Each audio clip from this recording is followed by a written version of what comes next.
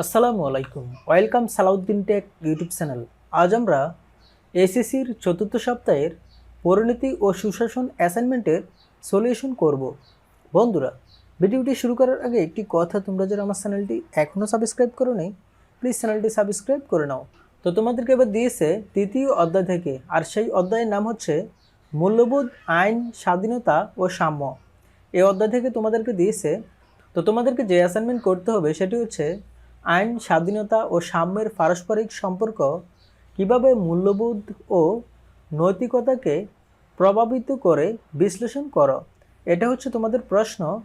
তো যে সংকেত থাকতে হবে সেটি হচ্ছে মূল্যবোধ ও নৈতিকতার ধারণা, এই সংকেত থাকতে হবে। তারপর হচ্ছে আইন, স্বাধীনতা ও সাম্যের ধারণা, তারপর হচ্ছে আইন, স্বাধীনতা ও সাম্যের পারস্পরিক সম্পর্ক ও গুরুত্ব।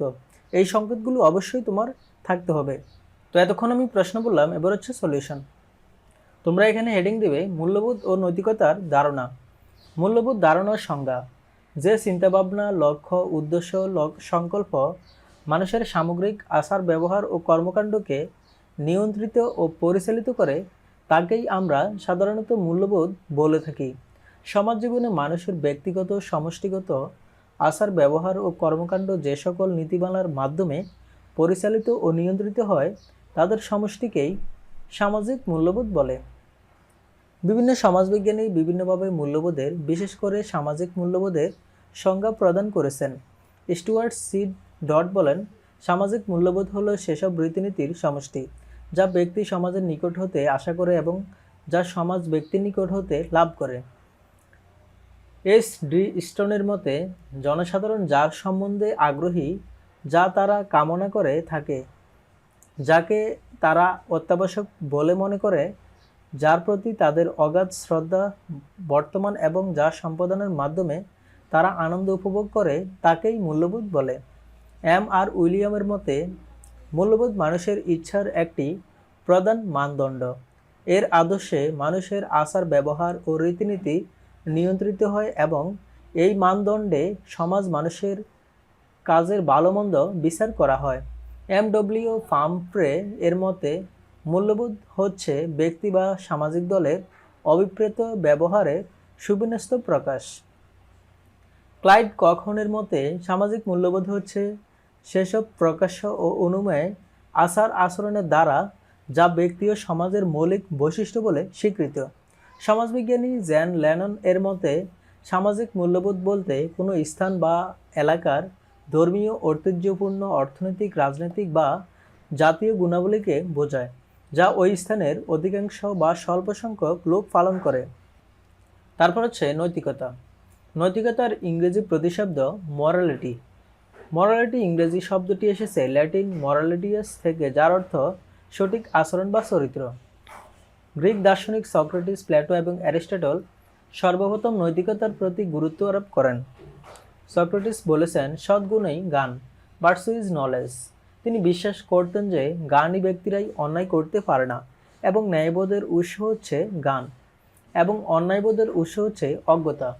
পরবর্তীতে রোমান দার্শনিকরা প্রথাগত আচরণের অর্থে ম্যাস কথাটি ব্যবহার করেন। ল্যাটিন এই ম্যাস শব্দ থেকে মরালাস এবং মরালিটি শব্দের উৎপত্তি ঘটেছে।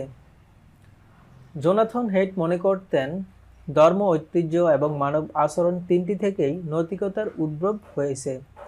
নীতিবিদ মুর বলেছেন, শুভর প্রতি অনুরাগ ও অশুভর প্রতি বিরাগই হচ্ছে নৈতিকতা। তারপর হচ্ছে আইন, স্বাধীনতা ও সাম্যের ধারণা। আইনের ধারণা: আইনের সাধারণ অর্থ হল নিয়মকানুন বা বিধিবিধান। পার্সি আইন শব্দটির অর্থ সুনির্দিষ্ট নীতি বা নিয়ম। ইনের ইংরেজি প্রতিশব্দ ল। ইংরেজি এও শব্দটির আবেদনিক অর্থ টিউটনিক মূল শব্দ লেগ থেকে। ল দেব অর্থ হচ্ছে স্থির বা অপরিবর্তনীয় এবং সকলের ক্ষেত্রে সমভাবে প্রযোজ্য। সমাজের আইন কানুন ও স্থির চন্দ্র, সূর্য, গ্রহ, নক্ষত্র, দিবারাত্রি, জোয়ার বাটা সবই স্থির নিয়মের অধীন। সমগ্র বিশ্ব ব্যবস্থায় এক নিয়মেই রাজত্ব বিরাজমান। টমাস হবসের মতে, জনগণের ভবিষ্যৎ কার্যাবলী নির্দিষ্ট করে রাষ্ট্রের সর্বোচ্চ কর্তৃপক্ষ যে আদেশ প্রদান করে তাই আইন। অধ্যাপক হল্যান্ড এর মতে, আইন হচ্ছে সেই সাধারণ নিয়ম যা মানুষের বাহ্যিক আচরণকে নিয়ন্ত্রণ করে এবং সার্বভৌম রাজনৈতিক কর্তৃপক্ষ যা প্রয়োগ করে। অধ্যাপক স্যালমন্ড এর মতে ন্যায় সংরক্ষণের তাগিদে রাষ্ট্র যেসব নীতি স্বীকার করে এবং প্রয়োগ করে তাই আইন। অধ্যাপক গেটেল বলেন, রাষ্ট্র যেসব নিয়মকানুন সৃষ্টি বা স্বীকার করে এবং বলবৎ করে তাই শুধু আইন বলে পরিগণিত হয়। আইনের উৎস। জন অস্টিনের মতে আইনের উৎস একটি এবং তা হচ্ছে সার্বভৌমের আদেশ।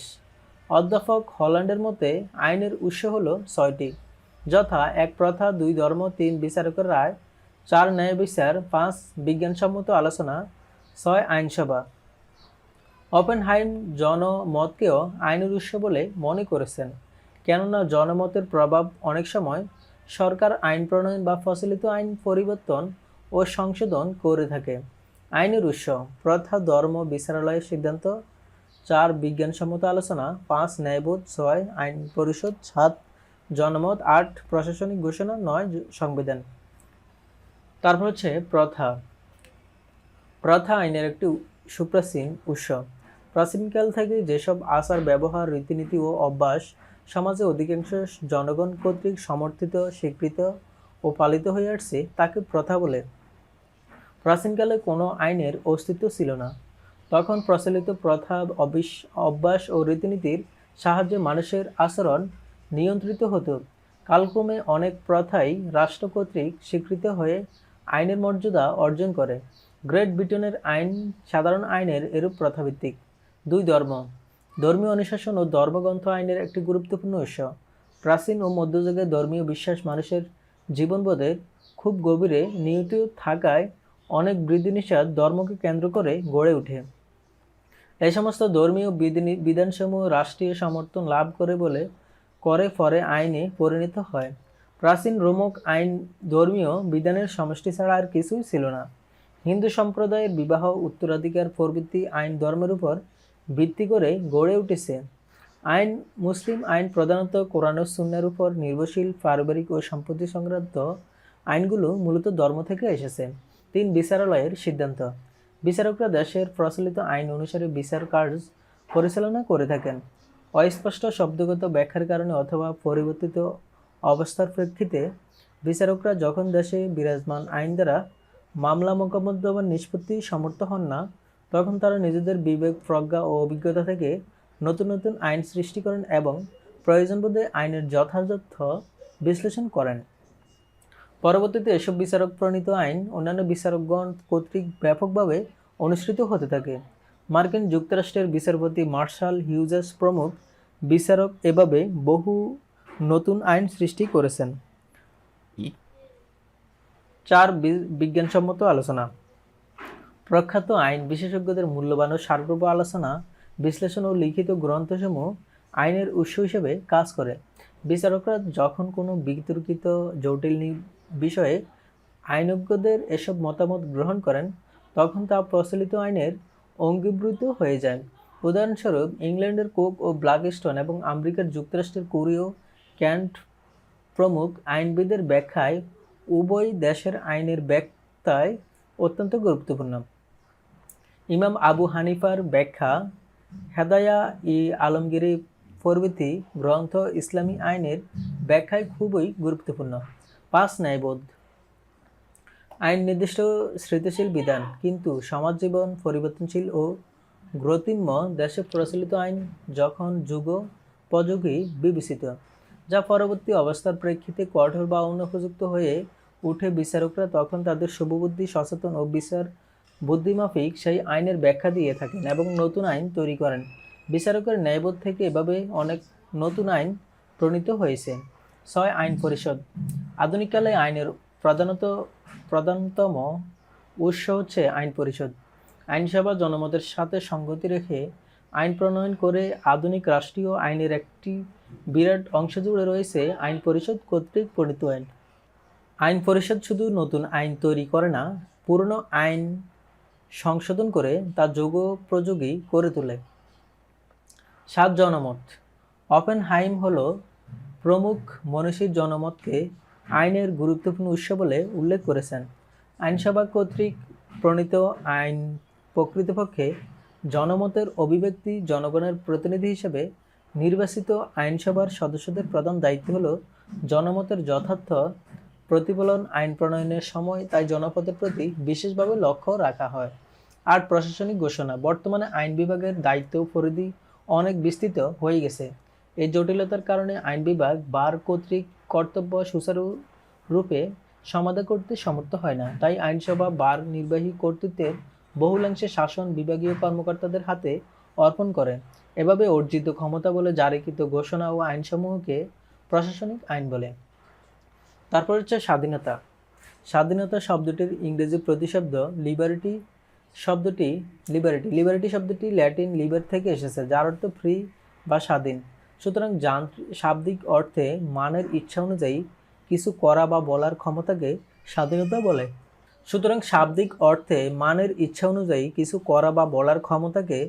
স্বাধীনতা বলা হয়। সাধারণ ভাষায় স্বাধীনতা বলতে মানুষের ইচ্ছা মতো কোনো কিছু করা বা না করার অধিকারকে বোঝায়। এ দৃষ্টিকোণ থেকে অধীনতামুক্ত অবস্থায় স্বাধীনতা।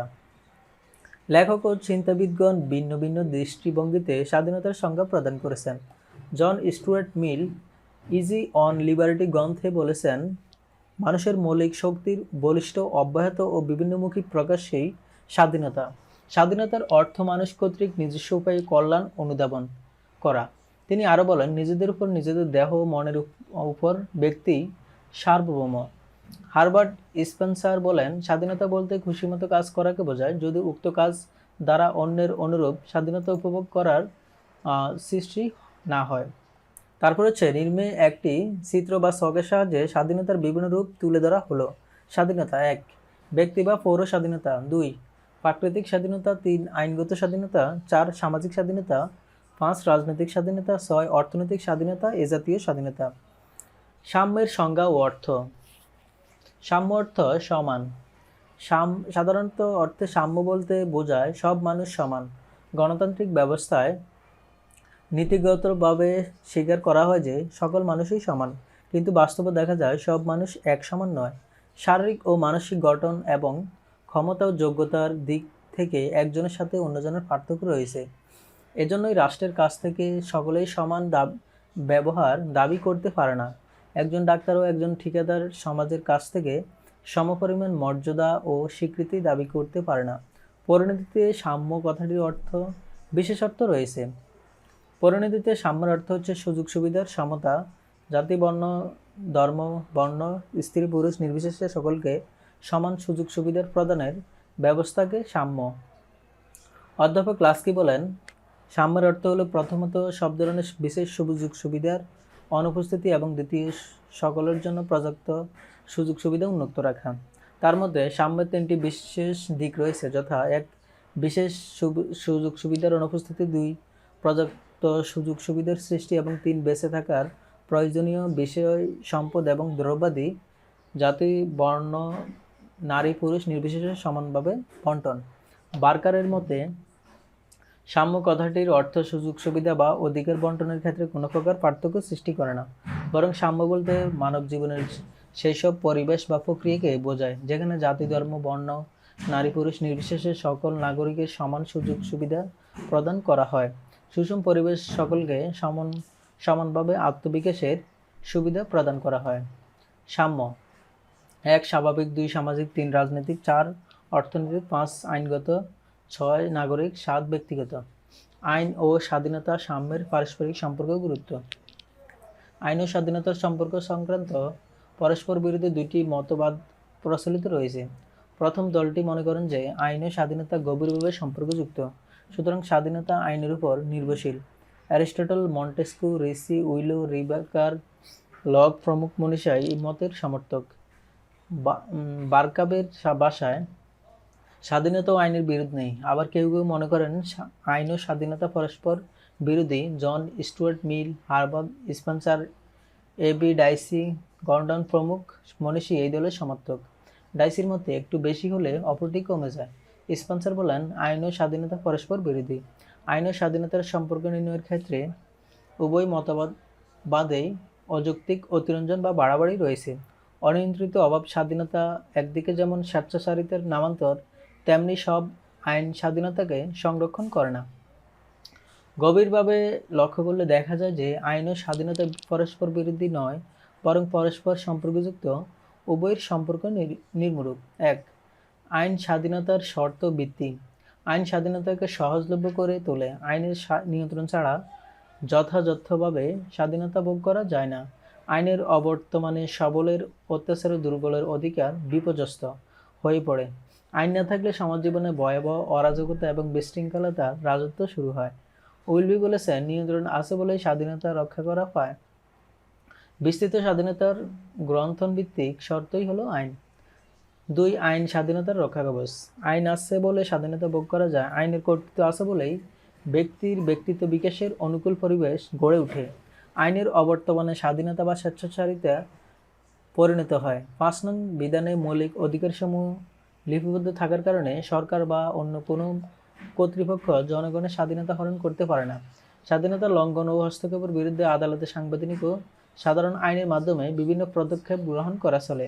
এজন্যই লক বলেছেন যে যেখানে আইন থাকে না সেখানে স্বাধীনতা থাকতে পারে না। ৩. আইন স্বাধীনতার অভিভাবক। আইন শাসক গোষ্ঠী স্বেচ্ছাচারিতার হাত থেকে জনগণকে রক্ষা করে। আইন সংযত নীতি সীমারেখার গণ্ডিতে সকলকে আবদ্ধ রাখে। স্বাধীনতা বজায় রাখে। আইন আছে বলেই ব্যক্তি বা প্রতিষ্ঠানের সমাজবিরোধী কার্যকলাপের ফলে স্বাধীনতা বিঘ্নিত হয় না। আইন স্বাধীনতার রক্ষক। আইন আছে বলে স্বাধীনতা উপভোগ করা যায়। আইন না থাকলে প্রকৃত স্বাধীনতা থাকতে পারে না। স্বাধীনতাকে রক্ষা এবং সকলের চাকার উপভোগ্য করে তোলাই আইনের লক্ষ্য। ৫. আইন স্বাধীনতার ক্ষেত্রে প্রসারিত করে। আইনের মাধ্যমে স্বাধীনতার পরিধি সম্প্রসারিত হয়। রাষ্ট্র আইনের দ্বারা এমন এক সামাজিক পরিবেশ সৃষ্টি করে যেখানে সুন্দর সভ্য জীবনযাপনের অনুকূল অবস্থা প্রতিষ্ঠিত হয়। আইন ও স্বাধীনতার এরূপ ঘনিষ্ঠ সম্পর্ক লক্ষ্য করে ঋষি বলেছেন, স্বাধীনতা বলতে যদি আত্মবিকাশের জন্য প্রয়োজনীয় সুযোগ সুবিধা বোঝায়, তাহলে তা নিশ্চিতভাবে আইনের দ্বারা সৃষ্টি হয়। স্বাধীনতা ও সাম্যের মধ্যে গভীর সম্পর্ক বিদ্যমান। এটা তোমরা হেডিং দিবে। এরপর আইন সাম্যকে অর্থবহ করে তোলে। রাষ্ট্র আইন প্রয়োগ করে অসাম্যকে দূর করতে পারে। সামাজিক, রাজনৈতিক ও অর্থনৈতিক বৈষম্য দূর করতে যুগে যুগে অনেক আইন সহায়তা করছে। ভারতে আইন করে অস্পৃশ্যতা দূর করা হয়েছে। দক্ষিণ আফ্রিকা আইন করে বর্ণভেদ প্রথা দূর করা হয়েছে এবং পৃথিবীর অনেক দেশে আইন করে সকল প্রকার অসাম্য দূর করার চেষ্টা করা হয়েছে এবং এখনও হচ্ছে। সাম্য ও স্বাধীনতার সম্পর্ক অত্যন্ত নিবিড়। সাম্য নিশ্চিত করার জন্য স্বাধীনতার প্রয়োজন। স্বাধীনতার শর্ত পূরণ না হলে সাম্য প্রতিষ্ঠিত হয়। আবার স্বাধীনতাকে ভোগ করতে চাইলে সাম্য প্রতিষ্ঠা করতে হবে। তা না হলে দুর্বলের সাম্য সবলের সুবিধায় পরিণত হবে। সাম্য স্বাধীনতা একই সাথে বিরাজ না করলে গণতান্ত্রিক অধিকার ভোগ করার প্রশ্ন ওঠে না। সামান্য উঁচুনিচুর ভেদাভেদ দূর করে আর স্বাধীনতা সমাজের সুযোগ সুবিধাগুলো ভোগ করার অধিকার দান করে। কোল এই জন্যই বলেছেন যে অর্থনৈতিক সাম্য ব্যতীত রাজনৈতিক স্বাধীনতা অর্থহীন। আর এস টনির মতে স্বাধীনতা বলতে যদি মানবতার নিরবিচ্ছিন্ন সম্প্রসারণ বোঝায়, তাহলে সেই স্বাধীনতা সাম্যভিত্তিক সমাজের শুধু সম্ভব। এজন্য অধ্যাপক পোলার্ড বলেছেন যে স্বাধীনতার সমস্যার একটিমাত্র সমাধান রয়েছে, সাম্যের মাঝেই তা নিহিত। আদর্শ হিসাবে সাম্য ও স্বাধীনতার সুসম্বলিত রূপ প্রকাশ পায় 1776 সালে আমেরিকার স্বাধীনতার ঘোষণাপত্রে এবং 1779 সালে ফরাসি বিপ্লবের ঘোষণায়। সুতরাং বলা যায় যে স্বাধীনতা ও সাম্যের সম্পর্ক অত্যন্ত গভীর। স্বাধীনতা ও সাম্য একে অপরের পরিপূরক ও সহায়ক। স্বাধীনতা ও সাম্য একই সাথে বৃহত্তর পরিসরে ব্যক্তি ও সমাজ জীবনকে প্রভাবিত ও নিয়ন্ত্রণ করে। স্বাধীনতাকে অর্থবহ করতে হলে সাম্য থাকতে হবে। সাম্য না থাকলে ব্যক্তি তথা সমাজ জীবনে পূর্ণতা প্রাপ্য হয় না। সুতরাং স্বাধীনতা ও সাম্য বৃহত্তর পরিসরে ব্যক্তি ও সমাজ জীবনকে প্রভাবিত ও নিয়ন্ত্রণ করে থাকে। এজন্যই বলা যায় যে স্বাধীনতা বা সাম্যের মধ্যে রয়েছে এক দ্বিমাত্রিক সমগ্রতা। বন্ধুরা, এই ছিল আজকের অ্যাসাইনমেন্ট। ভিডিওটি কেমন লেগেছে কমেন্ট বক্সে জানিয়ে দাও। যদি ভালো লেগে থাকে তাহলে একটি লাইক দাও। পরবর্তী অ্যাসাইনমেন্ট সবার আগে পেতে চ্যানেলটি সাবস্ক্রাইব করে বেল বাটনে ক্লিক করে রাখো।